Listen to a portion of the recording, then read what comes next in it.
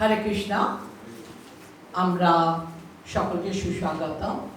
আজকে ভক্তি শাস্ত্রী ক্লাসের ঈশোপনিষদের আমরা শুরু করতে চলেছি।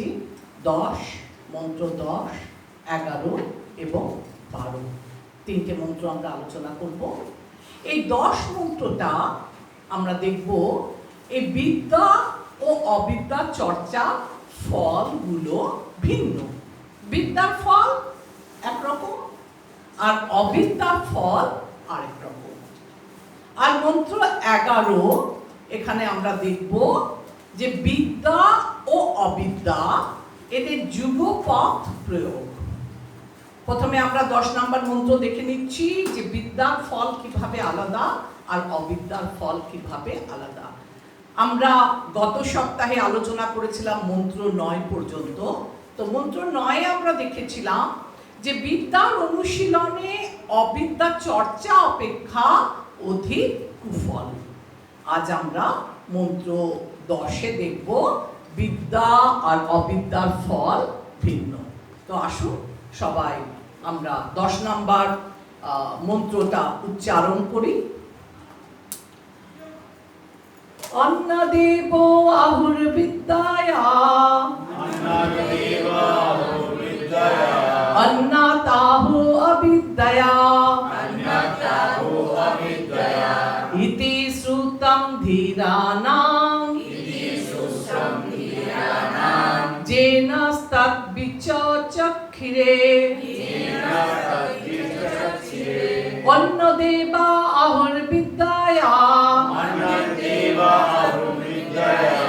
অন্নাতাহুর অবিদ্যয়া ইতি শুশ্রুম ধীরানাম যেন তৎ বিচক্ষিরে। অনুবাদ: প্রাজ্ঞ ব্যক্তিগণ বলছেন যে বিদ্যা অনুশীলন থেকে এক ফল লাভ হয় এবং অবিদ্যা অনুশীলন থেকে ভিন্ন ফল লাভ হয়। তো বিদ্যা যারা কখনো প্র্যাকটিস করছে বিদ্যার ফল আলাদা। কিরকম আলাদা?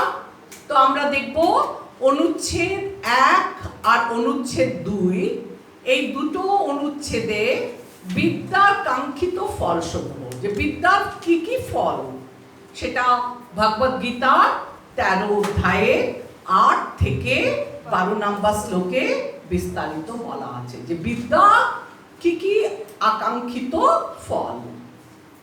আর এই তাৎপর্যে 2 থেকে 5 নাম্বার অনুচ্ছেদে আমরা আলোচনা করব যে অবিদ্যা যেটা, সেই অবিদ্যার অবাঞ্ছিত ফলসমূহ। অবিদ্যা আমরা যদি রপ্ত করি তাহলে অবাঞ্ছিত ফলগুলো কি, বর্তমান সমাজ যেমন, সেটা আমরা আলোচনা করব।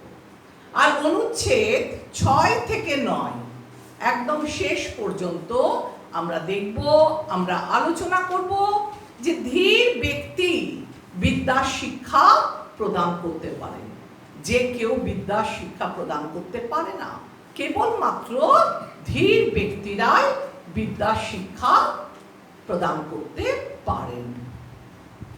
তো আসুন আমরা তাৎপর্যে চলে যাই যে বিদ্যার কাঙ্ক্ষিত ফলসমূহ কি কি। ভগবদ্গীতা 13 অধ্যায়ে 13, 8 থেকে 12 শিক্ষা অনুসারে বিদ্যা অনুশীলন কর্তব্য নিম্নভাবে। তো আমাদের এখানে একটা করে মোটামুটি কতগুলো পয়েন্ট দেওয়া আছে? 18টা পয়েন্ট দেওয়া আছে। তো আপনারা সকলে একটা করে পয়েন্ট পড়বেন, তাহলে আপনারা বুঝবেন। নিজেকে প্রথমেই খাঁটি ভদ্রলোক হতে হবে এবং অন্যদের উপযুক্ত সম্মান করতে শিখতে হবে। তার মানে আমরা যদি বিদ্যার অনুশীলন করি, প্রথমে আমাদের কি করতে হবে? নিজেদেরকে বৈষ্ণবীয় আচার সদাচার মেনে চলতে হবে এবং অপরকে সম্মান দিতে হবে। 2 নাম্বারটা বলুন। কেবলমাত্র নাম ও যশের জন্য কারো কখনো নিজেকে ধার্মিক বলে প্রতিপন্ন করার চেষ্টা করা উচিত নয়। তাহলে 2 নম্বরে আমরা কি শুনলাম? নাম, যশ, খ্যাতি, লাভ, প্রতিষ্ঠা এই সব কিছুর জন্য আমরা কি করব না, নিজেকে ধার্মিক বলবো না। আমরা যেটা জানবো শিখবো, আমরা বৈষ্ণব সদাচার বিনয়ী হয়ে শিখবো এবং আমরা বৈষ্ণব সদাচারটাকে সবসময় মাথায় রেখে মার্জিত হয়ে আমরা আমাদের কাজ প্রতিপন্ন করব। 3 নাম্বার, কায় মনো বাক্য দ্বারা কখনো অন্যের উদ্বেগ কারণ হওয়া কারোর উচিত নয়। কায় মনোবাক্যে আমরা কখনো অন্য লোককে উদ্বেগ দেব না। আপনি কায় মনোবাক্যে আপনি কখনো দৈহিক তো করবেই না চেষ্টা, কায় মনে মনেও কারুর ক্ষতি করার চেষ্টা করবেন না, মনে মনেও কাউকে ছোট করার চেষ্টা করবে না। আর বাক্যবান জর্জরিত করার দরকার নেই। অর্থাৎ 3টে দিক থেকে কায় মনোবাক্যে আমরা লোককে যেন আমরা যেন উদ্বেগ না দিই। 4 নাম্বার, এমনকি অন্য দ্বারা প্ররোচিত হলেও ধৈর্য ধারণ করা, শিক্ষা লাভ করা উচিত।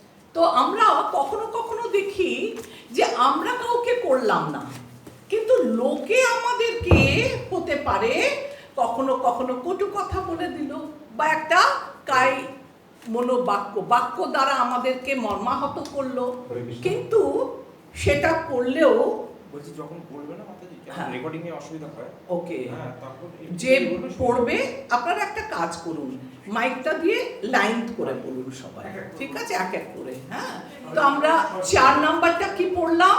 4 নাম্বারটা মাতাজি বলল যে যখন আমরা অন্যের দ্বারা, হ্যাঁ, বাক্যর দ্বারা কায়ের দ্বারা আমরা যখন আঘাত পাবো, মানসিক দৈহিক, তখন আমাদেরকে ধৈর্য, সঙ্গে সঙ্গে প্রতিশোধ পরায়ণ আমাদের হওয়া উচিত না, আমাদেরকে ধৈর্য ধরতে হবে। বলে না, যে রহে সে, যে সহে সে রহে। আমাদের পেশেন্স থাকতে হবে, আমাদের ধৈর্য ধারণ করতে হবে। আর লোকে বলবে, কিন্তু সঙ্গে সঙ্গে বা পরে আমি রিভেঞ্জ নেব, এটা বৈষ্ণবদের সদাচার নয়। ইয়েস মাতাজি, নেক্সট। অন্যের সাথে ব্যবহারে কারোই কখনোই মাইকটা নিয়ে যে বলবে, মাইক নিয়ে। হ্যাঁ,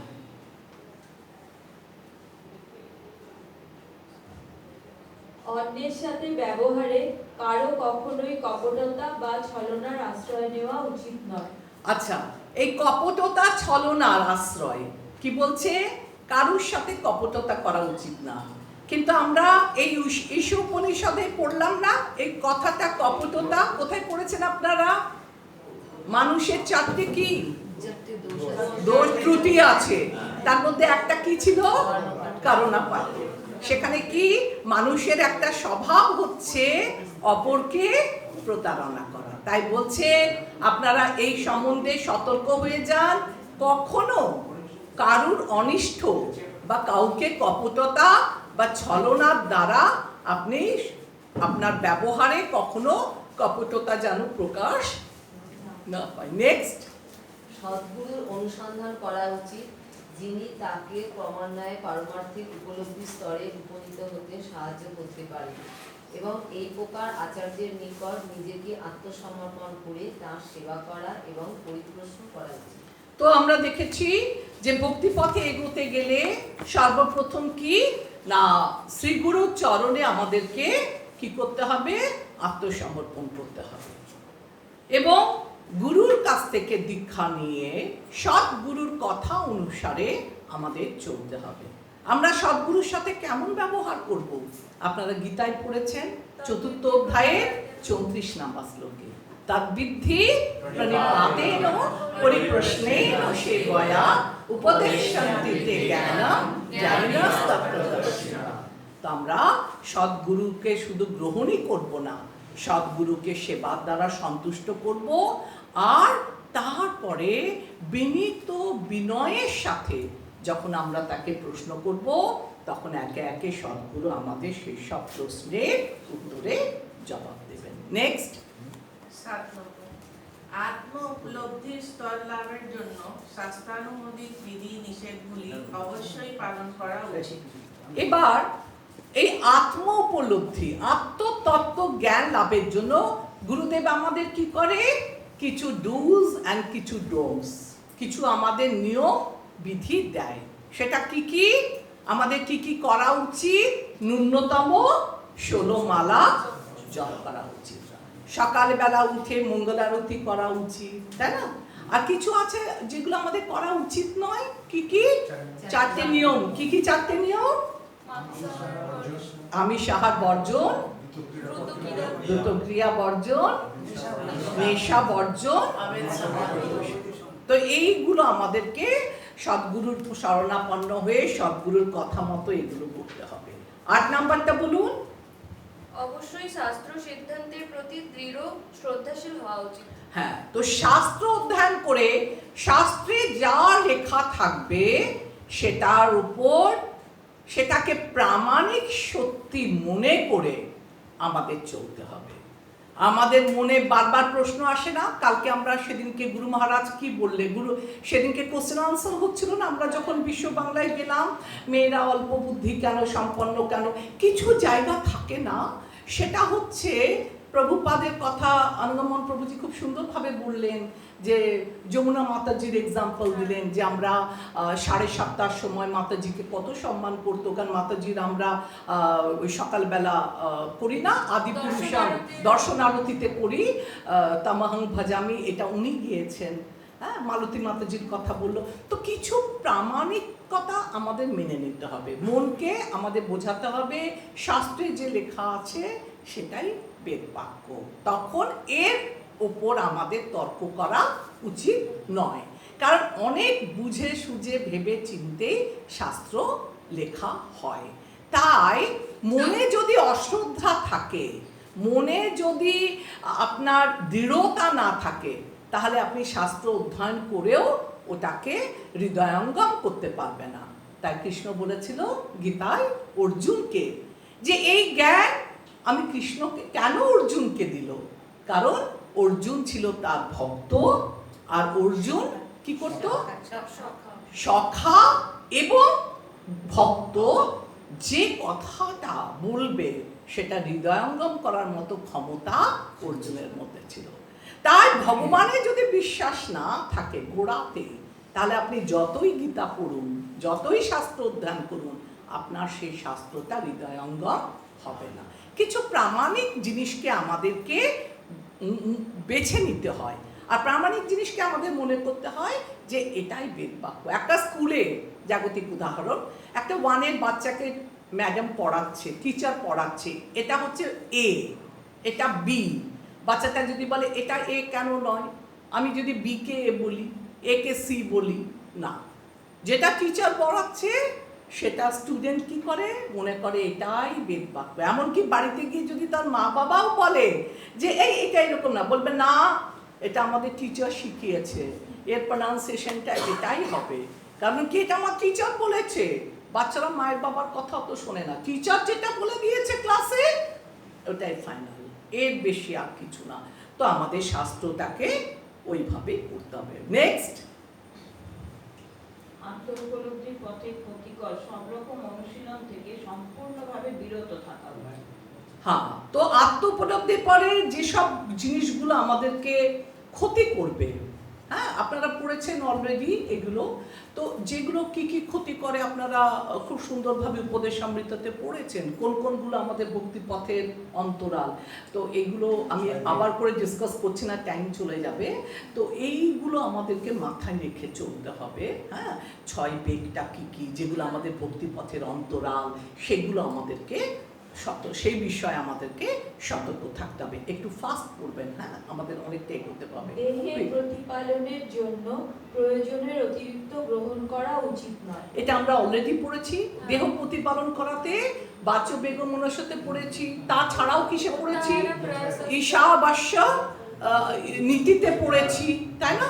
যতটুকু আমাদের দরকার, আমাদের প্রয়োজনের বেশি চায় না। আমি বেশি এটাকে চর্চা করব না, আমরা এগিয়ে যাব। ইয়েস, স্থূল জড়দেহের সঙ্গে নিজেকে অভিন্ন রূপে গ্রহণ করা উচিত নয়, গণ্য করা উচিত নয়, গণ্য করা উচিত নয়, এবং তার দেহের সঙ্গে সম্পর্কযুক্ত যারা তাদের নিজের বলে বিবেচনা করা উচিত না। এই যে আমি এবং আমার, হ্যাঁ, আমি দেহ নই, আমি স্বরূপত হচ্ছি, আমি হচ্ছে ভগবানের চিন্ময় আত্মা। তাই আমার বাড়ি, আমার স্বামী, আমার স্ত্রী, আমার পুত্র, আমার কন্যা, এদের প্রতি আসক্তি থেকে মানুষের জীবনের উদ্দেশ্য হচ্ছে ভগবানকে জানা, আর ভগবানকে জেনে ভগবত ভক্তির মাধ্যমে ভগবত ধামে ফিরে যাওয়া আমাদের উদ্দেশ্য। তাই গৃহে আসক্তি কমাতে হবে। নেক্সট, দুটো করে পড়ুন আপনারা। সর্বদাই স্মরণ রাখা উচিত যে যতক্ষণ জড়দেহ থাকবে ততক্ষণ কোনো জন্ম, মৃত্যু, জরা এবং ব্যাধির সম্মুখীন হতেই হবে। এই জড়দেহের যন্ত্রণা থেকে নিস্তার লাভের জন্য পরিকল্পনা করার কোনো অর্থই হয় না। চিন্ময় স্বরূপ পুনরুদ্ধারের উপায় অন্বেষণেই একমাত্র উত্তম পরিকল্পনা। তাহলে আমাদের যতক্ষণ এই দেহটা থাকবে ততক্ষণ আমাদের কি হতে হবে? এই জন্ম, মৃত্যু, জরা, ব্যাধির চক্রে ঘুরতে হবে। তাই দেহ প্রতিপালনের থেকে আমাদের মোটো হওয়া উচিত কি? মনুষ্য দেহ হয়েছি, মনুষ্য দেহ পাইয়া রাধা কৃষ্ণ না ভজিয়া জানিয়া শুনিয়া। আমাদের একটাই উদ্দেশ্য হবে যে আমি কিভাবে আমাকে ভক্তি পথে এগিয়ে নিয়ে যাবো। কে আমাকে দুটো কথা বললো, কে আমার নামে কি বললো, ওটা ওভারলুক করতে হবে। এরকম বলেছে, ফাইট করার দরকার নেই। আমি আমার নিজের গন্তব্যটা, নিজের উদ্দেশ্যটাকে নিয়ে আমি বেরিয়ে যাব। ঠিক আছে, কেউ কিছু বলেছে, আমাদের সহ্য করতে হবে। ঠিক আছে, হতে পারে ঠিক বলেছে, হতে পারে ভুল বলেছে, এই নিয়ে আমাদের তর্ক করে লাভ নেই, কারণ এটা আমাদের আত্ম উপলব্ধিতে সহায়তা করে না। নেক্সট, পারমার্থিক উন্নতির জন্য প্রয়োজনীয় জিনিস ছাড়া অন্য কিছুর প্রতি আসক্ত হওয়া উচিত। হ্যাঁ, তাহলে অন্য কিছু বলতে পারমার্থিক উন্নতির জন্য যা যা প্রয়োজন আমাদের ওইটুকুই করতে হবে। আমাদের জাগতিক বিষয়ের প্রতি অ্যাট্রাকশন কমাতে হবে। এক একজন দুটো করে বলুন। নেক্সট, শাস্ত্রের নির্দেশনা ভিন্ন স্ত্রী, পুত্র ও গৃহাদিতে অধিক আসক্ত হওয়া উচিত। এই যে বলেছে না গৃহ, আপনারা স্ত্রী, পুত্র, কন্যা, এটা আগেও এলো, এখন আসছে, বারবার আসছে, তার মানে এটা বেশি ইম্পর্টেন্ট। একটা গরু দেখেছেন? গরুকে যখন কেউ চড়তে নিয়ে যায়, একটা খুঁটি দিয়ে পুঁতে দেয়, আর একটা গলায় দড়ি থাকে, আর ওই গরুটা ওই খুঁটিতে পোতা অবস্থায় যতটুকু ওর দড়ি আছে ওকে কেন্দ্র করেই ও ঘুরতে পারে, তার বেশি যাবে না। আর আমাদের গৃহ হচ্ছে এই গরুর একটা খুঁটি। আমরা যেখানে যাই করি, আমরা রাত্রেবেলা এসে কি করি? সেই গরুর খুঁটি আমাদের গৃহে প্রবেশ করি। আমরা যেখানেই ঘুরি, আমাদের কেন্দ্রবিন্দু কি? আমাদের গরুর খুঁটির মতো আমাদের গৃহটা আমরা আসক্তি স্থল। আমরা যাই করি আমাদের গৃহে আমরা দিনে কাজ শেষ করে, দিনে হোক রাতে হোক, সেখানে। তো এইখানে বলছে যে গৃহে পুত্র সন্তান সবাই থাকবে, আপনি আপনার কর্তব্য কর্ম করবেন, কিন্তু বেশি আসক্তিতে লিপ্ত হবেন না। নেক্সট, চাওয়া পাওয়ার ক্ষেত্রে মনোবাঞ্ছা পূর্ণ হলে বা না হলে আনন্দিত বা দুঃখিত হওয়া উচিত নয়। হ্যাঁ, এই যে আপনি অনেক পেয়ে গেলেন, সার্টিফিকেট পাবেন, আমরা আনন্দিত হব, তাই না? কত গুরু মহারাজের হাত থেকে নিয়ে নেওয়া, এটা চারটিখানির কথা নয়, বিশাল ব্যাপার। তো এইগুলোতে আমরা, এটা তো আধ্যাত্মিকতা, আপনি আনন্দিত হতেই পারে, কিন্তু অত্যধিক আনন্দিত বা কোনো কিছু দুঃখ পেলে অত্যধিক শোক এবং দুঃখ বা আনন্দ উল্লাস করা উচিত না। নেক্সট, অনন্য ভক্তি দ্বারা কায় মনোভাবকে ঐকান্তিকভাবে পরমেশ্বর ভগবান শ্রীকৃষ্ণের শুদ্ধ ভক্ত হওয়া উচিত এবং ঐকান্তিক মনোযোগ সহকারে সেবা করা উচিত। তাহলে আমাদের একটাই মোটো, ভগবানকে কিভাবে আমরা সেবা করব, ভগবানের ভক্তিতে এগিয়ে যাওয়ার জন্য আমাদের কি কি করণীয় আছে, কিভাবে আমরা পরমেশ্বর ভগবানের শুদ্ধ ভক্ত হব, সেটা আমাদের জীবনের মোটো, অর্থাৎ আমাদের জীবনের উদ্দেশ্য হওয়া উচিত। নেক্সট, পারমার্থিক সাধনার পক্ষে অনুকূল শান্ত পরিবেশ নির্জন স্থানে বসবাসের জন্য কামনা করা উচিত এবং অভক্তের ভিড়ে পরিপূর্ণ জনসমাকীর্ণ স্থান পরিহার করা কর্তব্য। আচ্ছা, কি দেখছি যে দেখুন, অভক্ত সমাগমে আমরা করি না মাঝে মাঝে রাস্তায়, ট্রেনে বাসে হরে কৃষ্ণ মহামন্ত্র জপ করে যাচ্ছি, এগুলো আপনারা পরেও করতে পারেন। ফার্স্ট রাউন্ড যখন করবেন তখন একান্ত চিত্তে ঘরে বসা অবস্থায় ইফ পসিবল 16 মালা একবারে জপ করবেন। যখন আপনার কনসেন্ট্রেশন কি থাকবে, ভগবানের কাছে সংকল্প করলেন যে হে ভগবান, আমি যেন এই 16 মালা জপটা নির্বিঘ্নে শেষ করতে পারি। এটা তখনই পসিবল যখন সবাই ঘুমিয়ে থাকবে, অর্থাৎ ব্রহ্ম মুহূর্তে যদি আপনি করেন, কেউ আপনাকে ডিস্টার্ব করতে আসবে না। ভগবানের কাছে সংকল্প করে এই প্রথম 16 মালা জপটা একান্তে নির্জনে আপনি শেষ করলেন। এরপরে ন্যূনতম 16 মালা বলেছে না, এরপরে আপনি হাঁটাচলা করতে করতে করুন, বা স্কুল কলেজ যেতে, বা বাসের ট্রামে। কিন্তু বারবার প্রভুপাদ আমাদের সাবধান করেছে, গুরু মহারাজ সাবধান করেছেন যে একই সাথে দুটো কাজ করতে না। আমরা হরিমালা জপ করব আর প্রবচনও শুনবো না। আর মাঝে মাঝে কীর্তন হয়, আমরা হরে কৃষ্ণ মহামন্ত্র জপ করতে থাকি, এটাও বলছে অপরাধযুক্ত নাম, করা উচিত না। কখনো কখনো বই পড়ছি, এটাকেও জপ করছি, ফোনে কথা বলছি, আবার জপও করছি, এইগুলো করা উচিত না। একান্তভাবে আমাদের জপের প্রতি মনোনিবেশ প্রথম 16, তারপরে আপনি রান্না করতে করতেই করুন, হেঁটে করুন, চলে করুন, ওটা পার্শিয়াল ফল পাবে। কিন্তু যেটা দিনের শুরুতে আপনি করছেন নির্জনে একান্তে, শুধুমাত্র ভগবানকে সাক্ষী রেখে তার কাছে সংকল্প করে তার পারমিশন নিয়ে প্রথম 16 মালাটা অত সুন্দরভাবে করবেন। নেক্সট, পরাবিদ্যা নিত্য, কিন্তু জড়দেহের আবাসনের সাথে সাথে অপরাবিদ্যা বিনাশ হয়। এই সত্য উপলব্ধি করে পরাবিদ্যা গবেষণা করার জন্য বৈজ্ঞানিক ও দার্শনিক হওয়া উচিত। তো কি বলছে যে পরাবিদ্যা মৃত্যুর পরেও থেকে যায়, কিন্তু স্কুল কলেজের বিদ্যা, অপরাবিদ্যা, যখন আমাদের মৃত্যু হবে, মৃত্যুর সাথে সাথে আমাদের এত সার্টিফিকেট আলমারিতে ভরা আছে, ও ভরাই থেকে গেল, তাই না? পরের জেনারেশন হয়তো খুলেও দেখবে না, কখনো হয়তো সেই সার্টিফিকেটগুলো ওই পেপারের আলার সাথে, আপনার ঘরের খবরের কাগজের সাথে বিক্রি হয়ে যাবে, জঞ্জাল। কিন্তু আপনি যদি পরাবিদ্যা রপ্ত করেন, মৃত্যুর পরও আপনার এই পরাবিদ্যা যেখানে শেষ করেছিলেন সেখানেই থেকেই শুরু হবে। এই সত্য উপলব্ধি করা, পরা গবেষণা করার জন্য বৈজ্ঞানিক বা দার্শনিক হওয়া উচিত।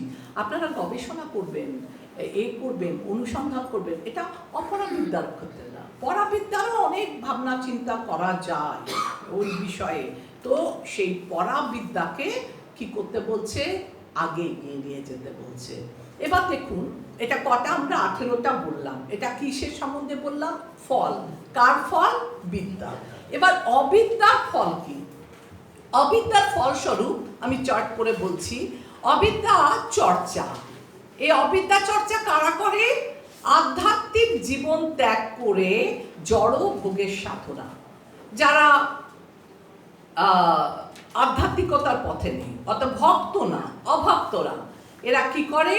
এরা কখনো আধ্যাত্মিক জীবন যাপন করে না, এরা জড় জগৎকে ভোগ করতে চায়। বিদ্যা চর্চা জ্ঞানের সাহায্যে ভোগ। এই যে নাস্তিক আধুনিক সমাজ বা বেদবাদরত প্রকৃত উদ্দেশ্যহীন, বেদবাদরত আমি আপনাদের আগের দিনকে পড়িয়েছিলাম, কি পড়িয়েছিলাম? বেদবাদরত কারা? যারা বেদের প্রকৃত উদ্দেশ্য জানে না, মানুষকে বিপথে বিভ্রান্ত করে বেপথে চালিত করে, তারা প্রকৃত উদ্দেশ্যহীন। আর কারা? আর হচ্ছে মায়াবাদীরা ভ্রমিত। এরা কি করে? অন্ধকার নরকে প্রবেশ করে। তাই আমরা দেখেছি যে ভক্তিবিনোদ ঠাকুর কি বলছে, যে জড় বিদ্যা যত মায়ার বৈভব জীবকে করিল গাধা। তাই আমরা কি করব? ঈশাবাস্য নীতির ফল করব। ঈশাবাস্য নীতি অনুসারে বিদ্যার উন্নতির মাধ্যমে আধুনিক কালের মানুষরা প্রকৃতপক্ষে এক একটা করে গাধায় পরিণত হচ্ছে। কেন? না একটা বর্তমান সমাজে at present একটা ছোট বালক পর্যন্ত স্বয়ং সম্পূর্ণ বলে নিজেকে মনে করে যে আমি অনেক জানি, আর তার ফলে কি হচ্ছে, এরা বয়স্ক ব্যক্তিদেরকে সম্মান দেয় না। আর কি দেখছি, এই যে অবিদ্যা, এই যে অবিদ্যার ফলস্বরূপ বৈজ্ঞানিকেরা অন্য দেশগুলোর অস্তিত্ব ধ্বংস করতে চেষ্টা করছে। নিজেদের ক্ষমতা সম্পন্ন মারাত্মক অস্ত্র আবিষ্কারে তারা নিয়োজিত। সবাই নিজের নিজের দেশে আধুনিক অস্ত্র শস্ত্র তৈরি করছে, পরমাণু কি করছে, এরা নিজেদের কম্পিটিশন, একটা দেশ আরেকটা দেশকে, একটা দেশের সাথে আরেকটা দেশের যুদ্ধ সংঘর্ষ, এটার ফলে কি হবে, এরা একে অপরকে হানাহানির মাধ্যমে জীবনকে কি করবে, রসাতলে নিয়ে যেতে চাইছে। এই যে শিক্ষা, এই যে এটা হচ্ছে আধুনিক সমাজের শিক্ষা, যেটা হচ্ছে অবিদ্যার ফল। আর এই অবিদ্যার অনুশীলনের ফলেই আজ বিশ্বের বিভিন্ন স্থানে উগ্র স্বদেশিকতা ও জাতীয়তাবাদের অগ্রগতি হয়েছে। কেউ এই কথা ভাবছে না যে আমাদের এই ক্ষুদ্র পৃথিবীটা একটা বস্তুপিণ্ড মাত্র, এবং অন্যান্য বস্তুপিণ্ডর সাথে অনন্ত মহাকাশ ভাসছে। আর এই মহাশূন্যের বিশালত্বের তুলনায় এই ভাসমান বস্তুপিণ্ডগুলিকে বাতাসে উড়ন্ত ধূলিকণার মতো মনে হয়। এই দেখুন, আমাদের কি দেখছি, আকাশে কত গ্রহ নক্ষত্র তারা। আমরা কি একবারও ভাবছি প্রত্যেকটা জিনিসের একটা নিয়ন্ত্রণ কর্তা আছে, চালক আছে, একটা পাইলট একটা এরোপ্লেন চালাচ্ছে, একটা বাস ড্রাইভার একটা বাস চালাচ্ছে। তাহলে এত বড় বিশ্ব ব্রহ্মাণ্ডটাকে কে চালাচ্ছে? তো সেটা আমাদের চিন্তার ব্যাপার যে এই সমস্ত বিশ্ব ব্রহ্মাণ্ডের মালিককে স্বয়ং ভগবান। আমাদের মহাকাশযান চালকেরা তাদের কৃতিত্বের জন্য খুব গর্বিত যে একটা পাইলট একটা প্লেনকে একদম আকাশের উপর দিয়ে নিয়ে যাচ্ছে, কত গর্বিত। কিন্তু মহাকাশযান অপেক্ষা অনেক বেশি বিশালাকার গ্রহগুলি পরম চালকের কথা তারা মোটেই ভাবে না। এগুলো হচ্ছে অবিদ্যার অবাঞ্ছিত ফল। অবিদ্যা অনুশীলনের ধন্যবাদ, যার সাহায্যে প্রতারিত মানুষেরা কিছু বছরের জন্য হলেও অত্যন্ত কৃতিত্বের সঙ্গে ইন্দ্রিয় উপভোগের পরিতৃপ্তির উদ্দেশ্যে এই ছোট্ট জড় জগতের মধ্যে তাদের নিজ নিজ জাতি গঠন করছে। আমরা দেখছি না, জড় জগৎকে ভোগ করে সব নিজের নিজের জাতি, এটা আমার দেশ, এটা ওদের দেশ, জাতীয়তাবাদ, এই সব কিছু। কোনো মানুষই আজ প্রকৃত বিদ্যা অনুশীলনের কথা ভাবছে না। এরা নিজেদের জাতীয়তাবাদ এগুলো নিয়ে তারা ব্যস্ত। কেউ নিজের আত্মা কি করে উন্নতি হবে, বিদ্যা কি করে উন্নত হবে, এই সম্পর্কে কেউ ভাবছে না। কোনো মানুষই আজ প্রকৃত বিদ্যা অনুশীলনের কথা ভাবছে না। তবুও পরা ও অপরা বিদ্যার ক্ষেত্রেই উন্নতি হচ্ছে বলে তারা মিথ্যা অহংকার করছে।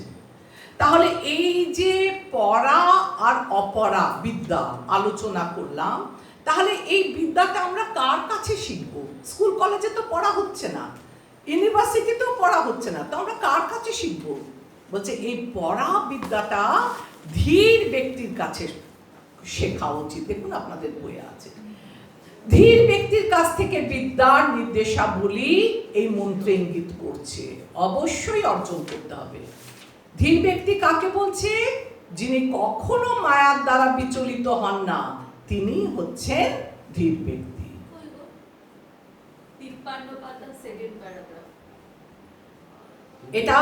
এটা ধীর ব্যক্তি ধীর ব্যক্তির কাছে বিদ্যার শিক্ষা প্রদান করতে পারে। চেতন জীবাত্মার কাছে মাইক দেহ আর মন হচ্ছে প্রতিকূল। আমাদের এই দেহটা আর আত্মাটা এক না। দেহ জড়জগৎটাকে ভোগ করতে চায়, আর মন তাকে বিভিন্ন জায়গায় নিয়ে যেতে চায়। আর এগুলো হচ্ছে আধ্যাত্মিক প্রতিকূলতা। আর কিসে? এই একমাত্র আমরা দেখলাম যে প্রকৃত উচ্চ অধিকারীর কাছ থেকে শ্রৌত পন্থায় এই সমস্ত সত্য ঘটনা যারা জানতে পারেন তারাই একমাত্র ধীর। বিধি নিষেধ অনুশীলন করে ধীররাই একমাত্র এই বিদ্যা উপলব্ধি করতে পারেন। এবার এই বিদ্যাটা কি করে উপলব্ধি করবে? তখন আপনাকে চাই সদ্গুরুর চরণ। আরে কোন সদ্গুরু? এই সদ্গুরুর যোগ্যতা কি? এই সদ্গুরুর যোগ্যতা হচ্ছে কি, যে সদ্গুরুর কাছে আপনি নিজেকে সদ্গুরুর কাছে সঁপে দিয়েছেন, সে কি করে দেখুন, লাস্ট পেজটা পড়ুন। বিধি নিষেধ অনুশীলনকারীকে প্রথমে অবশ্যই সদ্গুরু চরণাশ্রয় গ্রহণ করতে হবে। অপ্রাকৃত বাণী এবং বিধি নিষেধ সদ্গুরুর নিকট থেকে শিষ্যের কাছে নেমে আসে। অবিদ্যা শিক্ষার অনিশ্চিত পথে এই জ্ঞান লাভ নয়, এই জ্ঞান লভ্য নয়। অবিদ্যার দ্বারা আপনি এই জ্ঞান পাবেন না। এই জ্ঞানটা কোথায় নেমে আসবে? গুরু পরম্পরা হিসাবে আপনার কাছে নেমে আসবে। একমাত্র পরমেশ্বর ভগবানের বাণী বিনীতভাবে শ্রবণ করেই ধীর হওয়া যায়। আদর্শ শিষ্য হবেন ঠিক অর্জুনের মতো এবং সদ্গুরু হবেন স্বয়ং ভগবানের মতো। ধীর ব্যক্তি থেকে বিদ্যা শিক্ষা লাভের এই হচ্ছে উপায়। তাহলে যথার্থ বিদ্যা আমাদের লাভ করার এ হচ্ছে শ্রবণ, ধীর ব্যক্তির কাছ থেকে শ্রবণ আর কীর্তনের মাধ্যমে। এবার দেখুন, জড় দেহ ঠকানো সওদা, একে সঠিক করার প্রয়াস। একে যদি আমরা জড় দেহটাকে সঠিক পথে চালনা করি, আমাদের আরো ক্ষতি হবে। আমরা জড়জগতের দিকে যদি নিয়ে যাই, এই সঠিক দেহটাকে যদি আমরা ত্যাগ করে দিই, মৃত্যু হলো, এটা মূর্খতা। আর যথাসম্ভব এই দেহটাকে যদি আধ্যাত্মিক কাজে প্রয়োগ করি, এটাই হচ্ছে আমাদের দেহটার সর্বোত্তম ব্যবহার। নেক্সট দেখুন, উদ্ভ্রান্ত জাতীয়তাবোধ ভারতের জড়ভূমির প্রতি আকৃষ্ট। মূর্খতা যা বন্ধনের কারণ, নিজের উদ্ধারে অক্ষম, অন্যের নিকট ভিক্ষা প্রার্থী। এখন আমরা যদি বলে আমার দেশ, আমার দেশ, আমার দেশ প্রেম, এইভাবে যদি আপনার জীবনটাকে আপনি দেশের জন্য ব্যয় করে দেন, তাহলে বলছে এটা আমাদের বন্ধনের কারণ। এর ফলে আমাদের বারবার পুনরূপী জানানাম পুনরূপী মাননাম, আমরা নিজেকে উদ্ধার করতে পারবো না। আর আমরা দশের জন্য, পুরো দেশের জন্য, দশের জন্য, যে দেশ প্রেমের জন্য লড়ছি, আর অন্যের নিকট ভিক্ষা প্রার্থী, নিজেও এগোতে পারবো না, অন্যকেও। আমি এই আপনাদের আগের দিন পড়িয়েছিলাম, কি বলেছিলাম, যে আত্মাকে কি করো, হনন করো না, আত্মাকে মুক্ত করো। আমরা কখনোই ভগবত ধামে যেতে পারবো না। আর ভারতের আধ্যাত্মিক জ্ঞানের প্রতি আকৃষ্ট কেমন করে? প্রকৃত বুদ্ধিমত্তা বা মুক্তির কারণ আত্মোপলব্ধির দ্বারা নিজ উদ্ধারে সক্ষম। সেই জ্ঞানের দ্বারা অন্যেরও উপকার হবে। তাহলে আমরা নিজেকে কিভাবে উপকৃত করব? আমরা আমাদের বুদ্ধির দ্বারা, আমাদেরকে বুদ্ধিকে কাজে লাগিয়ে আমাদের কি করতে হবে? আত্ম উপলব্ধি। আমি কে? আমি কোথা থেকে এসেছি? ভগবান কি আছে? ভগবানের সাথে আমাদের কি সম্পর্ক? এই যে আমার মনে চিন্তা, এটাই হচ্ছে অথার্থ ব্রহ্ম জিজ্ঞাসা। তখন আপনি ধীরে ধীরে আপনার মনে তাগিদ আসবে গুরু গ্রহণে। এবার গুরু আপনাকে পথ দেখাবে। তো এতক্ষণ আমরা 10 নম্বর শ্লোক আমরা আলোচনা করলাম। এবার 11 নম্বর শ্লোকে আমরা জানবো যে বিদ্যা অবিদ্যা একসাথে প্রয়োগ করতে হবে। শুধু বিদ্যা করলে হবে না, শুধু অবিদ্যা করলে হবে না, শুধু আধ্যাত্মিক করলে হবে না। আমাদের বিদ্যা এবং অবিদ্যা এই দুটোকে একসাথে, আমরা স্কুল কলেজেও পড়বো, আর একই সাথে আধ্যাত্মিক লাইফও লিড করব। কি বলছে দেখুন, মন্ত্র 11-তে, বিদ্যাং চ বিদ্যাং চ যত্তৎ বেদো ভয়ং সহ বিদ্যাং চ বিদ্যাং চ जातद् वेदो भयं सः अविद्याया मृत्युं तीर्था विद्याया अमृतम् अश्नुते अविद्याया मृत्युं तीर्था विद्याया अमृतम् अश्नुते। যিনি পড়া এবং অপরা উভয় বিদ্যায় যুগপৎ শিক্ষা করেন, তিনি একমাত্র জন্ম মৃত্যুর বন্ধন অতিক্রম করে অমৃতত্ব উপভোগ করেন। তার মানে আমাদের একদিক থেকে পড়া বিদ্যাকেও গ্রহণ করতে হবে, অপর দিক থেকে অবিদ্যাকেও আমাদের সাথে সাথে প্যারালালি চালিয়ে গেলে এই বিদ্যা আর অবিদ্যার যুগপৎ মিশ্রণই আমাদেরকে কোথায় নিয়ে যাবে? অমৃতের সন্ধান দেবে। দেখুন, অনুচ্ছেদ 1 থেকে 5 পর্যন্ত আমরা পড়ব যে জড়স্তরে অমরত্ব সম্ভব নয়, অসম্ভব। আমরা যদি জড়স্তরে থাকি তাহলে আমরা কখনোই, সবাই বলে না, মরিতে চাহি না আমি সুন্দর ভুবনে, মানবের মাঝে আমি বাঁচিবারে। আমরা সবাই বাঁচতে চাইছি, কেউ আমরা মৃত্যু বরণ করতে চাই না, কিন্তু তবু আমাদের কি হয়? জন্মাবার সাথে সাথে এক পা করে মৃত্যুর দিকে আমাদের জীবন তরি আমাদেরকে নিয়ে যায়, হ্যাঁ না? একটা পড়েছিলাম ছোটবেলায় কবিতা, চিরস্থির কবে নীর হায় রে জীবন নদে। তো বলছে আমরা জীবনের নদীতে আমরা ধীরে ধীরে ধীরে ধীরে এগিয়ে যাচ্ছি মৃত্যুর দিকে। আর কি বলছে 6 থেকে 14 শ্লোকে? কেবল কৃষ্ণের উপদেশ গ্রহণই অমরত্ব সম্ভব। তাহলে আমরা অমরত্ব কি করে লাভ করব? শুধুমাত্র কৃষ্ণের উপদেশ যদি আমরা শ্রবণ করি। 6-7 আমরা দেখব এই অমরত্ব দান করার জন্যেই শ্রীকৃষ্ণ অবতীর্ণ হন। 8-9 অনুচ্ছেদ যখন আমরা পড়ব তখন আমরা জানব ইন্দ্রিয় ভোগ যদি আমরা করি তাহলে জড় দেহে আমরা আবদ্ধ হয়ে পড়ব।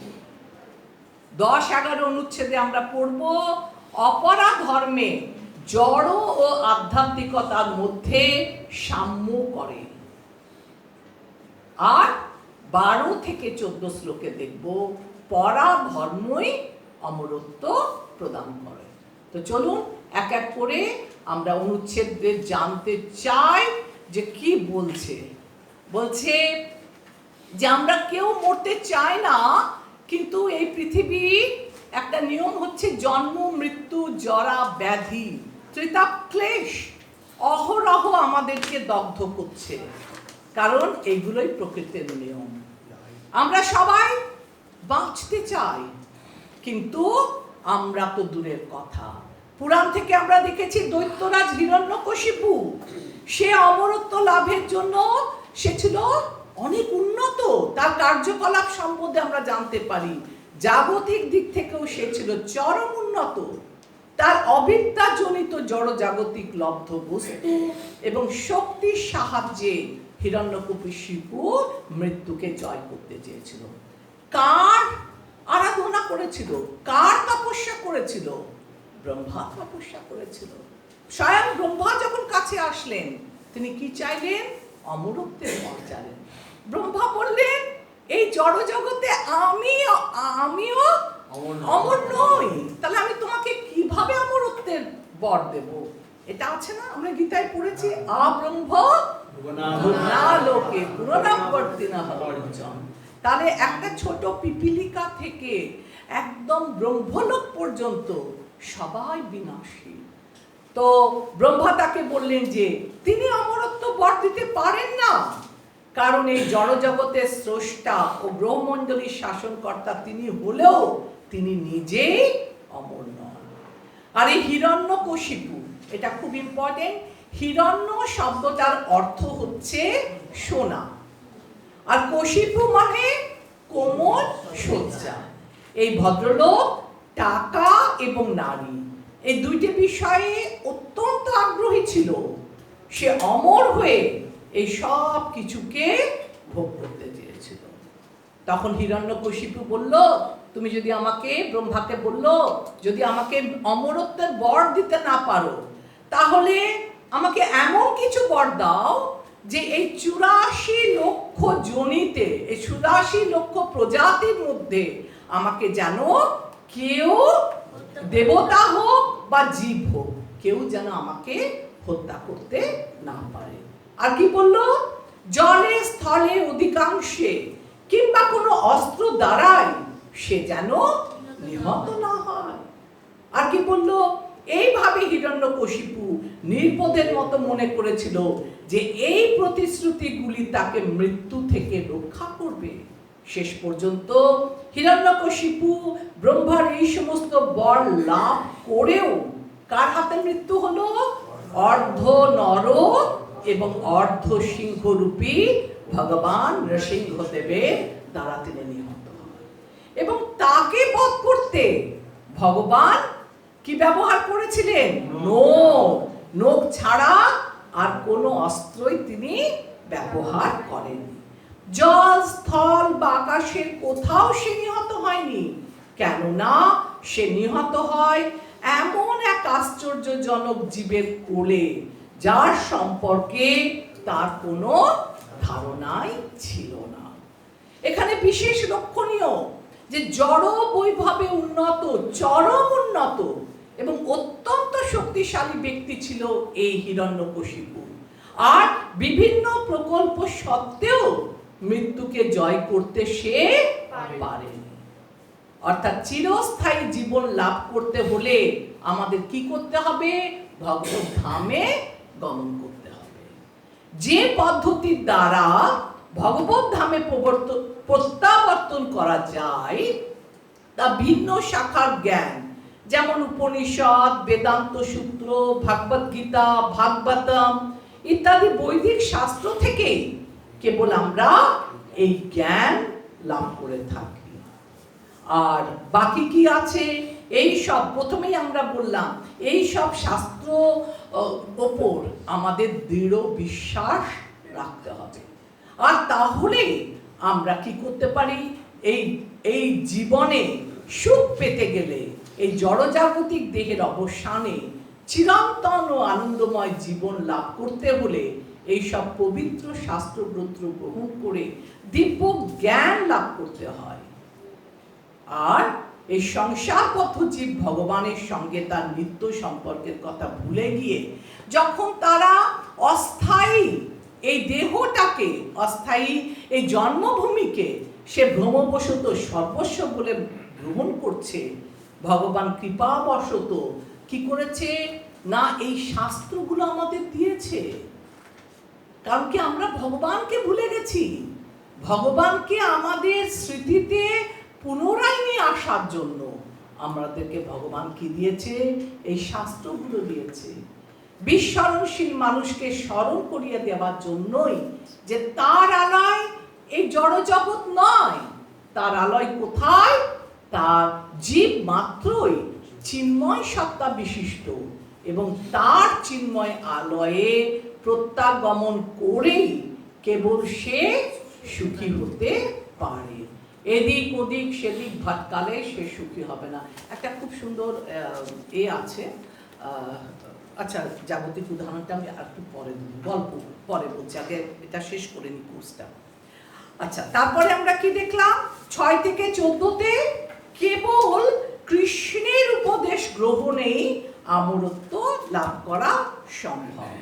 তাই আমরা দেখব যে কৃষ্ণ কিভাবে আমাদেরকে সাহায্য করছে। সাধারণত বুদ্ধিমান জীবেরা সমস্ত অনুসরণকারকদের বিবরণ গ্রহণ করেন এবং বিদ্যা বা অপ্রাকৃত জ্ঞান অনুশীলনে নিজেদেরকে নিয়োজিত করেন। এই পরাবিদ্যা বা প্রাকৃত জ্ঞান অনুশীলনের জন্য মানব জীবনের সর্বশ্রেষ্ঠ সুযোগ। এই মানুষ এই দুর্লভ সুযোগের সদ্ব্যবহার যে করে না তাকে কি বলা হয়? তাকে বলা হয় নরাধম। তার মানে আমাদের সবার এই জীবনে এই জীবনেই এই দেহটার সৎ গতি করে আমরা যেন জড়জগৎকে ভোগ না করে আমরা যেন ভগবত ধামে ফিরে যাওয়ার জন্য ভগবানের সেবায় নিজেকে উৎসর্গ করি। ইন্দ্রিয় ভোগে জড়দেহের আবদ্ধ করে। আচ্ছা, তার আগে কতগুলো জিনিস বলি। অবিদ্যা জানেন, ঠিক আছে, অবিদ্যা আপনি জানেন, আপনি বিদ্যা জানেন না, তাহলে আপনার কি হবে? অবিদ্যা জানেন, বিদ্যা জানেন না, আপনার জড় বন্ধন হবে, জড় বন্ধন হবে। এবার আপনি অবিদ্যা জানেন না, বিদ্যা জানেন, তাহলে কি হবে? মুক্তির পূর্বে আপনার মৃত্যু হবে, কারণ কি আপনি অবিদ্যা জানেন না। আর বিদ্যা জানেন, কিন্তু ওই টার্গেটে আপনি পৌঁছাতে পারবেন না। যদি কেউ অবিদ্যাও জানে, বিদ্যাও জানে, তখন সে চিন্ময় মুক্তি লাভ করবে।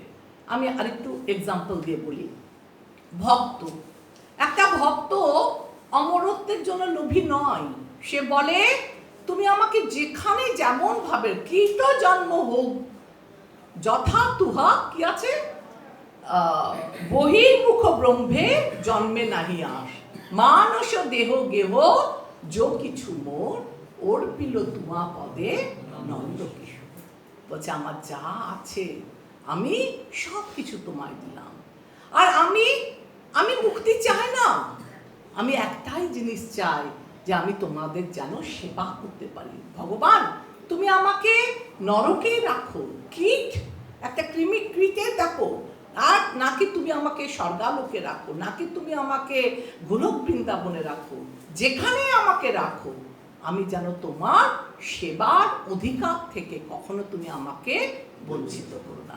তাহলে ভগবানের যে ভক্ত, সে অমরত্বর জন্য লোভী নয়। 2 নাম্বার, সে সবসময় ভগবত সেবায় যুক্ত থাকে। 3 নাম্বার, অতিরিক্ত প্রয়াসী নয়, ছুটছে টাকার পেছনে, ছুটছে না, নিত্য চিন্ময়ত্ব লাভ হয় তার।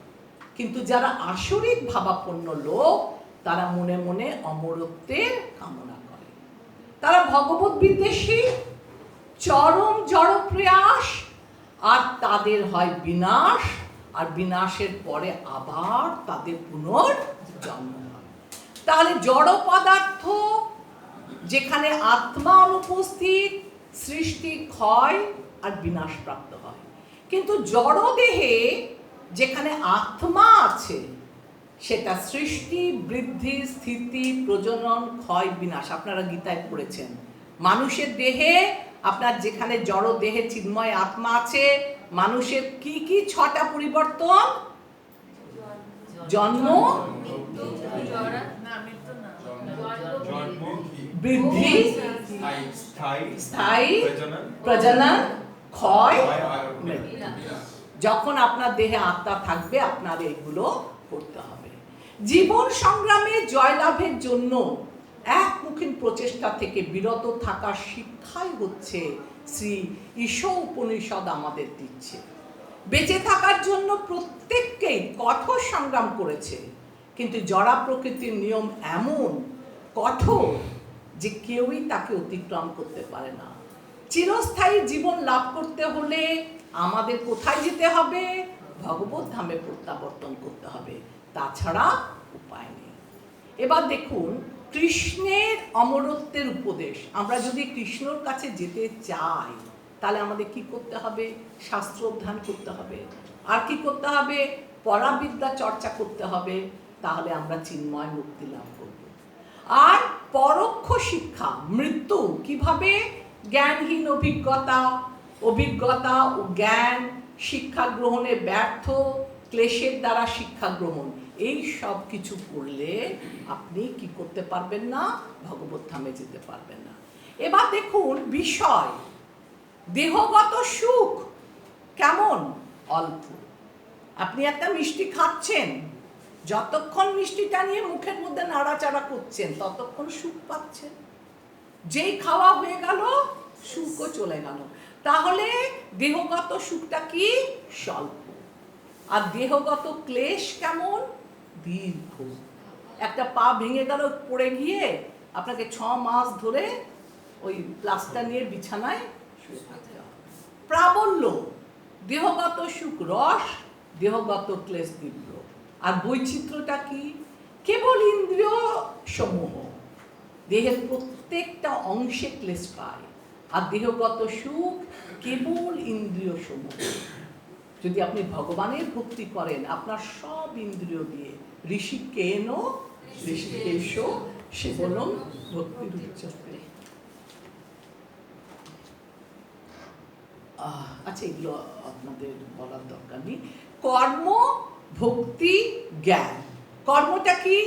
দেহের স্বাভাবিক ব্যবহার, কিন্তু কর্মবন্ধন। ভক্তিটা কি? ভগবত সেবায় দেহের ব্যবহার। আপনি কি পাবেন? চিন্ময় মুক্তি। আর জ্ঞান, মুক্তি কিন্তু দেহের কৃত্রিম অকর্মণ্যতা। কৃত্রিম অকর্মণ্যতা কি?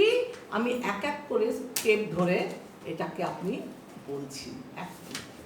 আমার একটুখানি ভিডিওটা 10-11 একটুখানি দেখেন।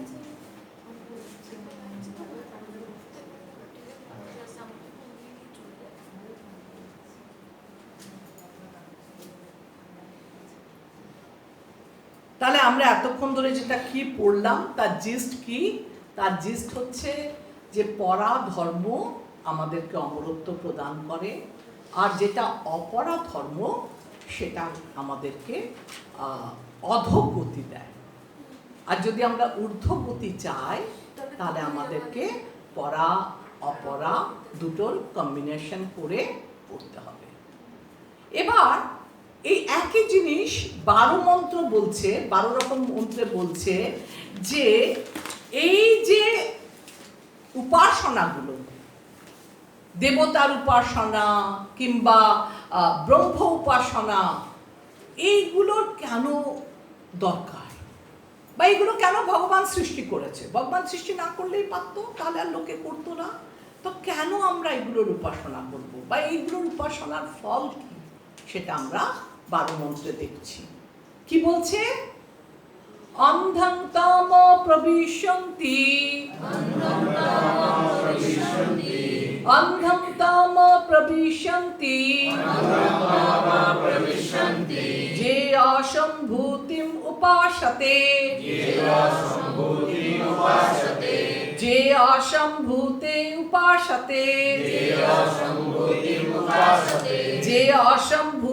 উপাসতে, তত ভূয়াইবতে তম, যৌ সম্ভূতম রতা, তত ভূয়াইবতে তম, যৌ সম্ভূতং রতা। অনুবাদ: দেবতাদের উপাসনার দ্বারা নিয়োজিত তারা অজ্ঞানের অন্ধকারতম প্রবেশে প্রবেশ করে, কিন্তু নির্বিশেষ ব্রহ্ম উপাসকগণ আরো অন্ধকারতম লোকে পতিত হয়। বলছে দেখুন, দেবতার যারা উপাসনা করে তারা, আমরা পড়েছি না, জান্তি দেবব্রতা, পিতৃন জান্তি পিতৃব্রতা। যারা দেবালোকে, যারা দেবতার উপাসনা করে তারা দেবলোকে যায়। তাহলে এখানে কেন বলছে যে দেবতার উপাসনা যারা নিয়োজিত তারা অজ্ঞানতার অন্ধকারতম প্রদেশে প্রবেশ করে? কেন? যে দেখুন এখানে অন্ধকার, অজ্ঞতা এগুলো কেন ইউজ করেছে? কারণ যারা দেবতার উপাসক তারা, দেবতারাও আপনাকে মুক্তি দিতে পারে না। দেবলোকে গেলেও, আপনি স্বর্গলোকে গেলেন আপনার পুণ্য ফল নিয়ে, কিন্তু স্বর্গলোকে গেলেও, দেবলোকে গেলেও আপনার যেই পুণ্য ফলের থলি শেষ হবে তেমনি আপনাকে আবার এই পৃথিবীতে নেমে আসতে হবে। আবার আপনাকে পুনরূপী জানানাম পুনরূপী মারানাম পুনরূপী জানানে যায়। তাহলে এটা যে অন্ধকারতম কথা বলছে না, অজ্ঞানতার অন্ধকারতম প্রদেশে, এখানে অজ্ঞতা মানে কি? যে সে সঠিকভাবে শাস্ত্র প্রমাণ অধ্যয়ন করেনি, ইগনোর করেছে শাস্ত্রকে, তাই সে কি করতে পারলো না, যেটা ভগবানের আসল ধাম তার কথা জানতে পারলো না। সে ওই ক্ষণিক ইন্দ্রিয় সুখের মোহে মোহিত হয়ে কি করলো, চলে গেল দেবতার কাছে, দেবলোকে চলে গেল। বলছে সেই দেবলোকে যাওয়াটা আর সঠিক জায়গা নয়, সেটা হচ্ছে অজ্ঞতার অন্ধকারতম প্রদেশে প্রবেশ করা তুল্য। কিন্তু নির্বিশেষ ব্রহ্ম উপাসকগণ আরো অন্ধকারময় লোকে পতিত হয়। কেমন করে না, দেখুন যারা দেবলোকে গেল তারা ওখানে গিয়ে কি করলো, নিজের ইন্দ্রিয় সুখ ভোগ করলো 10,000 বছর, তারপরে পুণ্যফল শেষ হলে ফিরে এলো। কিন্তু মায়াবাদীরা, নিরীশ্বরবাদীরা, ওরা কি চায়, ওরা চায় যে আমরা ব্রহ্মলোকে ব্রহ্মজ্যোতিতে বিলীন হয়ে যাব, আমি আর ভগবান আমরা এক, আমার মৃত্যুর পর আমি মুক্তি চাই। মুক্তি মানে কি, যে আমি ভগবান হয়ে যাব, ভগবানের ব্রহ্মজ্যোতিতে মিলিয়ে গেলে আমিও তখন ভগবানের সঙ্গে একতত্ত্ব, আমরা এক হয়ে যাব। বলছে এই যে চিন্তাধারা সেটা সঠিক নয়, এই যে চিন্তাধারা। কিন্তু নির্বিশেষ ব্রহ্ম উপাসকগণ আরো অন্ধকারময় লোকে পতিত হয়, সেখানে তারা ঢুকে গেল, সেখানে না ভগবানকে সেবা করতে পারছে আর না কিছু নড়তে চড়তে পারছে। দেখুন আপনাকে একটা অন্ধকার একটা একা ঘরে অনেক গোবিন্দাসের ভালো ভালো খাবার দিয়ে এক ঘর তালা দিয়ে চলে এলো, না তুমি সারাদিন খাও, মোবাইলটা আপনার কাছ থেকে নিয়ে নেওয়া হয়েছে। তাহলে আপনি কি করলেন, প্রথমে তো খুব খেলেন, হ্যাঁ, তারপরে আর ভাল লাগবে, একা একা কতক্ষণ থাকবেন, ওখানে কোনো সেবা নেই, কোনো সেবা নেই। তখন আপনার মন চাইবে কতক্ষণে ভাই আমার এই খাবার দাবার আর কিছুই চায় না, আমি কতক্ষণে এই ঘর থেকে বাইরে বেরিয়ে লোকের সাথে যাব। তাহলে এই ব্রহ্মজ্যোতিতে যারা আটকে গেল তারা তো আটকেই গেল, তারা ভগবানের সেবা করতে পারবে না। আর যারা ভগবত ধামে গেল তারা ভগবানকে এখানেও সেবা করেছে, সেখানেও তারা সেবা করবে।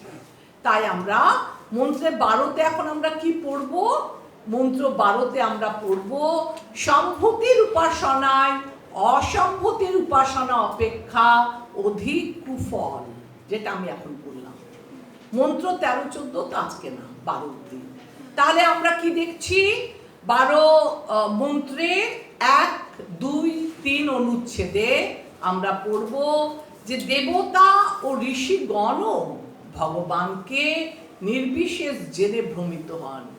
এই যে ভগবানকে নির্বিশেষ ভাবছে, শুধুমাত্র নির্বিশেষবাদী মায়াবাদীরাই ভাবছে তা না, কত দেবতা ঋষি আমরা দেখেছি না, চতুষ্কুমার, এরা কেমন করে ভক্ত হলো, তুলসীর অঘ্রাণ যখন ঘ্রাণ শুনলো চেঞ্জ হয়ে গেল, কত মনোবৃত্তি চেঞ্জ হয়। শুধু দেবতা ঋষিগণ ভগবানকে নির্বিশেষ জেনে এরাও ভ্রমিত হয়েছে, এরাও পরে পরে শাস্ত্র অধ্যয়ন করেছে, ভগবানের সেবা করেছে। অনুচ্ছেদ 4 থেকে 7 বলছে, আমরা আলোচনা করব দেব উপাসকগণ জড় জগতের অজ্ঞানতার অন্ধকারে আবদ্ধ থাকে। বলছে এবার যারা ভগবানের দেবতার উপাসনা করছে, আপনাদের দেখবেন পড়বেন 4 থেকে 7, তারা বলছে এরা অজ্ঞানতার অন্ধকারে আবদ্ধ হয়ে যাচ্ছে।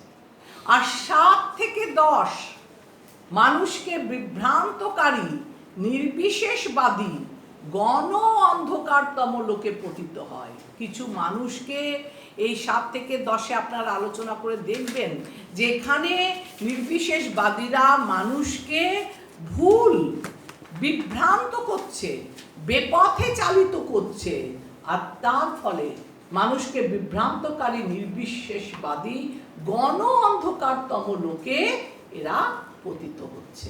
তো চলুন দেখি কি বলছে। তার আগে বলি, নির্বিশেষ ব্রহ্মই ভগবান বিষ্ণুরও উৎস।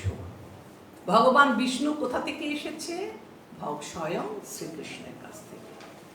আর প্রয়োজনে ভগবান বিষ্ণুর নিকটেই প্রার্থনা করা উচিত। কখনো কখনো দেখি না গোমাতা রূপে যখন পৃথিবীর ভার হরণ করার জন্য কি করেছিল, ব্রহ্মার কাছে গিয়েছিল। সব দেবদেবতা বললো যে ঐশ্বরিক প্রবৃত্তি অসুরে ঘিরে গেছে এবং এই গোমাতার উপরে প্রচন্ড অত্যাচার চলছে। তো ব্রহ্মা ওদের কোথায় নিয়ে গেল? ব্রহ্মা নিয়ে গেল ক্ষীর সমুদ্রে। বলল সেখানে কার মাধ্যমে, কাকে উপাসনা করছে? ক্ষীরোদকশায়ী বিষ্ণুকে, বিষ্ণুর কাছে গেল। আর বিষ্ণু তখন প্রতিধ্বনির মাধ্যমে, মেসেজ হয় না, ওই আকাশ বার্তার মাধ্যমে জানালো যে ভগবান শীঘ্রই অবতীর্ণ হবে আর আপনাদের সবাইকে রক্ষা করবে। তো আসুন আমরা একটু দেখি কি বলছে 12 নম্বর শ্লোক। 12 নম্বর শ্লোকের তাৎপর্যে কি বলছে দেখুন। সম্ভূতিম শব্দের পরম স্বতন্ত্রপূর্ণ পরমেশ্বর ভগবানকে বোঝানো হচ্ছে। সম্ভূতি ভগবদ্গীতায় শ্রীকৃষ্ণ বর্ণনা করেছেন, কি বলছেন? নমে বিদু সুরগণা প্রভবং ন মহর্ষয় অহম আদিহি দেবানাং মহর্ষিনাং চ সর্বস্য। দেবতা বা মহর্ষিরা আমার উৎপত্তি অবগত হতে পারে না, কেননা সর্বতভাবে আমি দেবতা এবং মহর্ষিদের আদি কারণ। কেন না আমরা দেখেছি ঈশ্বর পরমকৃষ্ণ সচ্চিদানন্দ বিগ্রহ অনাদির আদি গোবিন্দ সর্বকারণ কারণ। বলছে এই আদি পুরুষ হচ্ছে শ্রীকৃষ্ণ, আদি গোবিন্দ, যার কোনো কারণ নেই, সর্বকারণের কারণ এটাই হচ্ছে শ্রীকৃষ্ণ। কিন্তু এই শ্রীকৃষ্ণই সৃষ্টি করেছেন। তো সৃষ্টির আদিতে কি ছিল? শ্রীকৃষ্ণ সৃষ্টি করেছেন ব্রহ্মাকে, বিষ্ণুকে, মহেশ্বরকে, সব দেবতাদেরকে, এই বিশ্ব ব্রহ্মাণ্ডকে। তাহলে এরা কি করে জানতে পারবে যে শ্রীকৃষ্ণের উৎস কি? তাই আমাদের কি করতে হবে? দেবতা ও ঋষিগণ ভগবানের নির্বিশেষ জেনে ভ্রমিত হচ্ছেন, এটা বুঝলাম। বলছে দেখুন একটা জাগতিক এক্সাম্পল দিই। বলছে গুড বেটার বেস্ট। আপনি একটা কাজ করছেন, আপনার কাজটা খুব ভালো হচ্ছে, কিন্তু আপনি ওই কাজটা নিয়ে যদি সন্তুষ্ট হয়ে যান তাহলে আপনি আর উপরে উঠতে পারবেন না। তো আপনাকে যদি উপরে উঠতে হয়, আপনি ভালো গুড, কিন্তু গুডের থেকে আপনাকে চাইবেন মনে মনে বেটার হওয়া। আর বেটার হবে যখন, তখন আপনি চাইবেন আমি যেন বেস্ট হই। একটা আরো জাগতিক উদাহরণ দিচ্ছি। এই যে পাহাড়ে চড়ে না, কি বলে ওটাকে, মানুষ শৃঙ্গে যায়, এভারেস্টে যায়, কি বলে ওটা, কি ওটা, ট্রেকিং, কারেক্ট, হ্যাঁ ট্রেকিং। এই যে পাহাড়ে উঠছে না, খুব কষ্টকর ব্যাপার, কিন্তু ওটা এনজয় করে যারা উঠে। তারা অনেক কষ্ট করে করে করে করে করে করে উপরে উঠে এক জায়গায় পৌঁছালো, খুব আনন্দ পেল। কিন্তু সে যদি ওখানে পৌঁছে মনে করে আমি অনেক গর্বিত হয়, আমি এসে গেছি অনেক দূরে এবং আই এম সো হ্যাপি, আমি আর কিছু চাই না, আমি এটা জয় করেছি, তাহলে সে কি শৃঙ্গে পৌঁছাতে পারবে না। তাহলে ওকে কি করতে হবে? গুড থেকে আবার কষ্ট করে করে করে করে উঠতে হবে, আবার একটা কোথাও গিয়ে বিশ্রাম নেবে, থেমে যাবে না। আবার বিশ্রামের পর সে আবার যাবে, তবে গিয়ে সে কি করবে? তবে গিয়ে সে একদম শৃঙ্গে চড়ে সাকসেসফুল হবে। তো এই যে আমাদের ব্রহ্মজ্যোতি আর এই যে আমাদের পরমাত্মা রূপে ভগবান আছেন, এরা হচ্ছে ভগবানের আংশিক প্রকাশ। তো এই ব্রহ্মজ্যোতিতে বিলীন হয়ে যাওয়া, অন্তরের ভেতর যোগীরা কি করে? পরমাত্মার ধ্যান করে, বিভিন্ন রকম সিদ্ধি লাভ করে, এটাই শেষ না। এগুলো হচ্ছে সব কিছু ভগবানের আংশিক প্রকাশ। আমাদের কিসে টার্গেট করতে হবে? আমাদের টার্গেট করতে হবে যে আমরা দ্বিভুজ মুরলীধর শ্রীকৃষ্ণকে দর্শন করব। অর্থাৎ আমাদের টার্গেট থাকবে সেই কোথায়? সেই সেই গোলক বৃন্দাবনে। আচ্ছা, তাই অধর্মী প্রসূত জল্পনাকারীরা জানে না যে শ্রীকৃষ্ণই হচ্ছেন পরম তত্ত্ব পরমেশ্বর ভগবান। নির্বিশেষ ব্রহ্ম হচ্ছে তার অপ্রাকৃত দেহ নিঃসৃত জ্যোতি এবং পরমাত্মা হচ্ছেন তার সর্বব্যাপী রূপ। তারা এও জানে না যে নিত্য আনন্দ এবং জ্ঞানের অপ্রাকৃত গুণসহ শ্রীকৃষ্ণ তার নিত্য রূপে বিরাজিত। আর তারা নিচ স্তরে আছে না, স্বর্গে এতে দেবতারা, মহর্ষিরা তাকে ত্রুটিপূর্ণভাবে একজন ক্ষমতাশালী দেবতা রূপে মনে করেন এবং ব্রহ্মজ্যোতিকেই পরম তত্ত্ব বলে বিবেচনা করে। কিন্তু অনন্য ভজনশীল কৃষ্ণের শরণাগত ভক্তগণ জানতে পারে যে তিনি হচ্ছেন পরম পুরুষ এবং সবকিছু তার থেকে উদ্ভব। এই প্রকার ভক্তরা নিরন্তর প্রীতি সহকারে সব কিছুর উৎস শ্রীকৃষ্ণের সেবা করে। আরেকটা খুব সুন্দর বলেছে যে ভগবদ্গীতায় 7:20 বলা হয়েছে যে ঋতজ্ঞান ব্যক্তিরা ইন্দ্রিয় তর্পণের জন্য প্রবল কামনার দ্বারা চালিত হয়ে ক্ষণস্থায়ী সমস্যা সমাধানের জন্য দেবতাদের উপাসনা করে, আর কোন দেবতাদের কৃপার দ্বারা বিশেষ কোনো অসুবিধা থেকে অস্থায়ী ভাব উপাসনা। এটা আপনারা পড়ে নেবেন বাড়িতে। কি বলছে দেখুন, জিস্ট বলি। বলছে দেব দেবীর উপাসনা করলে আপনি সত্তর ফল পেয়ে যাবেন, তাই না? আপনি যদি ধনং দেহি, জনং দেহি, যশং দেহি, যা চাইবেন তৎক্ষণাৎ দিয়ে দেবেন। কিন্তু এই ফলগুলো হচ্ছে অনিত্য, অনিশ্চিত। ক্ষণিকক্ষণ আপনি সুখ পেলেন, কিন্তু এগুলো পার্মানেন্ট না। তাই ভগবান কি বলছে, আমি বিজ্ঞ সে মূর্খ, বিষয় কেন দেব, সচরণামৃত দিয়া বিষয় ভুলাইব। আমি জাগতিক বিষয় কেন দেব? আমি কি করব? আমি আমার চরণামৃত দিয়ে তাদেরকে বিষয় ভুলিয়ে দিয়ে আমি তাদের সাথে কি করব? তাদেরকে আমি আমার ধামে ফিরিয়ে নিয়ে যাব। ভগবান চেষ্টা করছে তাদের ফিরিয়ে নিয়ে যাওয়ার। যেমন দেখুন, একটা খুব সুন্দর শিক্ষা আছে, বাইবেলে লেখা আছে যে আমরা বলি না বড় লোকের বিগড়ে যাওয়া ছেলে, বলি না বড় লোকের বিগড়ে যাওয়া ছেলে।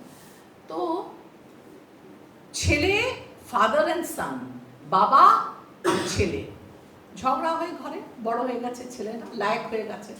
এবার বাবা ছেলের ঝগড়া। ছেলে বলল বাবাকে, এটা একটা এক্সাম্পল দিচ্ছি, এটা বোঝাবার জন্য আর কিছু না। ছেলে বলল বাবাকে, বাবা আমার ভাগে যা বিষয় সম্পত্তি আছে তুমি আমায় টাকা দিয়ে দাও, আমি আর তোমার কাছে থাকবো না, আমি আর তোমার এত এই সহ্য করতে পারছি না, এত তোমার প্রাদুর্ভাব করে, আমাকে আমার ভাগ বুঝিয়ে দাও, আমি নিয়ে চলে যাব। আর বাবাও রেগে আছে। কি আপনার কি গরম লাগছে? ফ্যানটা কি চালিয়ে দিতে বলবো? হ্যাঁ, চললে তো ভালো। হরে কৃষ্ণ। আচ্ছা ঠিক আছে, চলবে। হরে কৃষ্ণ, চলবে। তো বাবা ভাবছে ঠিক আছে, বাবাও রেগে আছে, ছেলেও রেগে আছে, পিতা পুত্র নে তোর সম্পত্তির ভাগ, সম্পত্তি নিয়ে না, তোর এত কথা, বাবার উপর মুখ করছিস, যা ঘর থেকে চলে যা। ছেলে কি করলো? টাকা কুড়ি নিয়ে চলে গেল, এই এলাকাতেই থাকলো না, দেশ ছেড়েই চলে গেল, অন্য জায়গায় চলে গেল। টাকার কতদিন মানুষের, হ্যাঁ, যদি আপনি টাকা ভেঙে খেতে শুরু করেন কুবেরও ফেল হয়ে যাবে। তো টাকা ভেঙে খেতে খেতে খেতে খেতে একদিন ছেলের টাকা শেষ, তখন সে দেহ চালাতে হবে না, তখন সে একটা কাজ ধরলো, কাজ করছে। এবার যে ওকে কাজ করাচ্ছে সে তো এমনি এমনি পয়সা দেবে না, ভালো খাটিয়ে নিচ্ছে, কন্টিনিউয়াসলি কাজ। তখন ছেলেটা পাগল হয়ে গেছে, সুখী ছেলে, ঘরে কাজ করছে, আর পেরে উঠছে না, আর কাজ করতে করতে করতে পরিশান হয়ে গেছে। তখন ভাবছে এ এত কাজ করছি তবু বসের মন পাচ্ছি না, আরো আরো কাজ, আরো দাও, আরো দাও। কিছুতেই সে নিজেকে ঠিক রাখতে পারছে না, এত কাজ এত কাজ। তখন ভাবলো না, একে ছেড়ে দিই, আবার অন্য জায়গায় গেল। ওখানেও গেল, কিন্তু ওখানে দেখছে এর থেকে আরো বেশি পরিশ্রম করাচ্ছে, পয়সা কম দিচ্ছে, লেবার বেশি দিতে হচ্ছে। সেখানে করেও ছেলে টিকতে পারলো না। যখন তার সমস্ত কি বলে রক্ত নিংড়ে নিল, হ্যাঁ ফ্যাক্টরি যা, তখনও মনে মনে করছে ইস বাবার কাছে তো ভালোই ছিলাম, তখন তো এত কষ্ট হয়নি। এখন এরা ধনে প্রাণে মেরে দিচ্ছে আমার শরীরটাকে,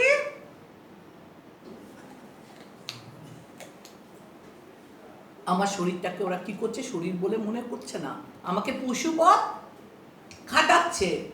তখন সে মনে মনে ভাবছে না এবার আমি মরে যাব, আর আমার বেঁচে থাকারও ইচ্ছে নেই, আমি কি করে বাবার কাছে ফিরে যাব, বাবার কাছে কি আমি ফিরে যেতে পারি? তাও একদম রুগ্ন শরীর, খেতে পায়নি, কঙ্কাল সাপ দেহ, এই নিয়ে সে দেশে ফিরল বাবার কাছে। মনে মনে করছে বাবা আমাকে দূর দূর করে তাড়িয়ে দেবে। যেই ঘরে প্রবেশ করলো, বাবার সাথে সাথে দু হাত বাড়িয়ে ছেলেকে অভ্যর্থনা করল যে দেখো, ছেলে বাবার রাগ করে বাড়ি থেকে চলে যেতে পারে, কিন্তু ছেলে যখন ফিরে আসলো বাবা তাকে গ্রহণ করলো, তাকে কি করলো না, তাড়িয়ে দিল না। এবার আরেকটা গল্প শুনুন, এই একই জিনিস, এর শেষটা। একটা ছেলে চলে গেছে রাগ করে বাবার সঙ্গে, একই গল্প, চলে গেছে। এখানে ছেলেটা খেটে খেটে কি হয়ে গেছে, রোগা হয়ে গেছে, মরার গতি, বাবার কাছে ফিরে এলো। আর এই কেসটা ছেলে চলে গেছে, বাবার কাছে ফিরে আসেনি। কিন্তু বাবা চিন্তা করতে লাগলো, ছেলেটা তো রাগারাগি করে চলে গেল, আমিও পাঠিয়ে দিলাম, কিন্তু ছেলে কোথায়? বাবা না, পুত্র শোকে কাতর, ছেলে যাক, আমি খুঁজবো আমার ছেলে কোথায়। ছেলে যেমন চলে গেছে, বাবা কিন্তু ছেলেকে খুঁজছে, কোথায় গেল কোথায় গেল কোথায় গেল। এই খবর পেল অমুক জায়গায় ছেলেটি দেশের বাইরে কাজ করছে। তখন বললো আমি গেলে তো ছেলে আমাকে আবার ওখানে ধিক্কার দেবে অত লোকের সামনে, আমি যাব না। আমি কি করব, আমার একটা ম্যানেজারকে, সে তো রাজার ছেলে, মানে ভালো অবস্থা, বিশাল বাড়ি, আমার ম্যানেজারকে পাঠাই তার কাছে ছদ্মবেশে, এবং তাকে বলি যে তুমি গিয়ে বললো যে তুমি কি কাজ করছো ছদ্মবেশে। তো ম্যানেজারকে বললো আমি এরকম এখানে কাজ করছি, বলছে আমি তোমাকে বেশি টাকা দেবো, তুমি আমার ফার্মে জয়েন করো। আর তখন ওই ছেলেটা ওই ম্যানেজারের ফার্মে জয়েন করলো, কিন্তু ম্যানেজার আসলে কে, বাবারই প্রেরিত লোক। এবং কাজ করতে করতে কি করলো, একদিন স্বয়ং বাবা সেখানে, ওই ম্যানেজারই তাকে আবার বাবার কাছে নিয়ে এলো। বাবা তাকে পাঠালো খবর যে বাবা, তোমার বাবা আজও তোমার জন্য ওয়েট করছে, তুমি এসো, একবার ফিরে এসো, বাবাকে দেখো। তখন ছেলেটি ফিরে আসলো, যাকে ফিরে আসার মূলে কে, তার বাবাই তাকে আনালো, আনিয়ে বাবা আর ছেলে পুনরায় মিলন হলো। দেখুন এই গল্পটা দিয়ে আমরা কি বোঝাবার চেষ্টা করছি, এই গল্পটার মাধ্যমে রাজা ছেলে পুত্র বা বড়লোক পুত্র ম্যানেজারের গল্প না, আমরা ঠিক এইভাবে ভগবানের কাছে কখনো কোনো অন্যায় করেছিলাম, আমরা ভগবান হতে চেয়েছিলাম, কখন কোথায় কত জন্ম আগে সেসবের ইতিহাস নেই। আমাদের তখন কি করেছে, এই ধরাধামে এই ব্রহ্মাণ্ডে ফেলেছে। কেন? এটাকে বলা হয় সংশোধনাগার। এখানে আমরা সংশোধন হব, আমরা ওখানে ঝগড়া করে এসেছি, পিতা পুত্রের ঝগড়ার মতো ঝগড়া করে এসেছি, আমরা সংশোধন হব।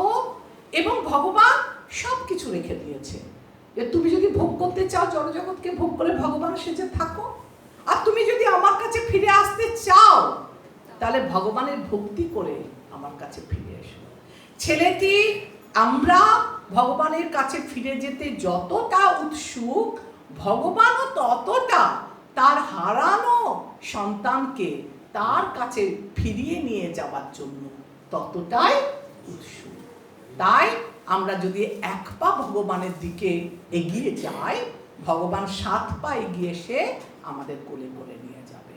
তো এটা কেন বললাম, যে এটার থেকে আমি এটা বোঝাতে চাইছি যে ভগবানকে উপাসনা করার জন্য আমাদের কি লাগবে? আমাদের দেব উপাসনা লাগবে না, ব্রহ্ম উপাসনা লাগবে না, আমাদের কি করতে হবে? ভগবত ভক্তি করতে হবে। দেব উপাসনা, ব্রহ্ম উপাসনা এটা ঠিক একটা পাহাড়ে ওঠার দুটো বিশ্রাম স্থল। আংশিক উঠেছেন আপনি পাহাড়ের চূড়ায় উঠতে পারেননি। তাই দেব উপাসনা আমাদের উচিত না, ব্রহ্ম উপাসনা আমরা করব না। আমাদের টার্গেট কি থাকবে? ভগবানের ভক্তি। পরমেশ্বর ভগবান কৃষ্ণ আমরা সেবার মাধ্যমে, ভক্তির মাধ্যমে তাদের কাছে যেতে পারি। আর গৌণ ঈশ্বর কারা? এই দেব দেবীগণ, দেব উপাসনা, এগুলো আমাদের পরোক্ষ ভক্তি। এবার ভাগবত ধর্ম কি আর অন্যান্য ধর্ম? প্রথমে ভাগবত ধর্মটা বলি। ভগবান কেবল আমাদের গ্রহণ করেন না, বরং তিনি আমাদের ফিরিয়ে নিয়ে যাওয়ার সর্বপ্রকার প্রচেষ্টাও করেন, যেটা আমি এখন আপনাদের বললাম। এমনকি তাকে গ্রহণ করতে না চাইলে তিনি তার স্থান অন্য দেবদেবীকেও দিয়ে থাকেন। এই যে ম্যানেজারকে পাঠিয়েছিল, বিভিন্নভাবে চেষ্টা করবে ভগবান যে আমার এই হারানো সন্তানকে যেন আমি পেয়ে যাই। আর অন্যান্য ধর্ম কি? ঈশ্বর এতই দয়াময় যে জীব যখন পুনরায় তার কাছে ফিরে যান, তখন তিনি আনন্দের সঙ্গে তাকে পুনরায় গ্রহণ করে নেন, যেমন একটা পিতা তার ছেলেকে গ্রহণ করেছিলেন। আচ্ছা, এগুলো আমি এত বলছি না, সেব্য রূপক এগুলো ছাড়লাম। এবার আমি আপনাদেরকে একটুখানি ইতিহাস বলি, যে এই যে কি করে ভক্তিপথে আমরা ভক্তিটা, ধর্মটা কিভাবে প্রচলন হলো। ঠিক আছে, এটা একটা ইতিহাস, কেউ বোর হয়ে যাবেন না, একটু এটা আছে মন দিয়ে এই ইতিহাসটা শুনুন গোড়া থেকে। আচ্ছা, দেখুন বেদে কি লেখা আছে? কর্মকাণ্ড। কর্মকাণ্ড মানে কি? বেদে লেখা আছে পশু হত্যা করো। পশু হত্যার মাধ্যমে কি করো? তুমি বেদে তোমাদের মাংস, যেহেতু লেখা আছে যজ্ঞ করো, মাংসের যজ্ঞাবলী, বেদ পশু হত্যা করো, পশু যজ্ঞে নিবেদন করো। তো এই যে লেখাটাকে বিভিন্ন রকম ব্রাহ্মণেরা তাদের নিজেদের সুবিধার্থে নানাভাবে প্রয়োগ করতে লাগলো। করতে করতে এমন একটা পরিস্থিতির উদ্ভব হলো, যখন কিনা ধর্মকর্ম সবাই ভুলে গেল, একটাই উদ্দেশ্য যে পশুকে হত্যা করো আর ধর্মের নামে তাদের বলি দাও আর প্রসাদ গ্রহণ করো। এত বেশি পশু হত্যা হচ্ছিল তখন, যে এই যে বেদের নামে বিভ্রান্ত করেছে মানুষকে, আর মানুষ পশু হত্যা করে যে মাংস গ্রহণ করছে, এটাকে রুখবার জন্য, এটাকে আটকাবার জন্য বেদে কর্মকাণ্ড লেখা আছে। পশু হত্যার দ্বারা ভোগ, এটা হচ্ছে তামসিক স্তরের নিচে, তামসিক স্তর। এবার এটাকে আটকাবে কি করে? লোকে তো পশু বলি দিচ্ছে। তখন আসলো গৌতম বুদ্ধ, বৌদ্ধবাদ একে বলে। এই বুদ্ধবাদ কি বললো? বেদ ফেদ মানি না, বেদ মানি না। বেদ মানে না বলে বুদ্ধদেবকে নাস্তিক বলা হয়েছে। এ বলে দিল বেদ পড়তে হবে না, বেদ মানি না, ঈশ্বরকে জানতে হবে না, কিন্তু তুমি এই যে সাত্ত্বিক স্তরে উন্নীত হও, তুমি তামসিক স্তরে পশু হত্যা, পশু বলে দিচ্ছ। বেদকে পুরো ত্যাগ করে দিল বুদ্ধবাদ, আর এদেরকে কি করলো? পশু হত্যা বন্ধ করে এদেরকে সাত্ত্বিক স্তরে উন্নত করলো। এই একটা সময় আসলো। এরপরে আসলো শঙ্করাচার্য।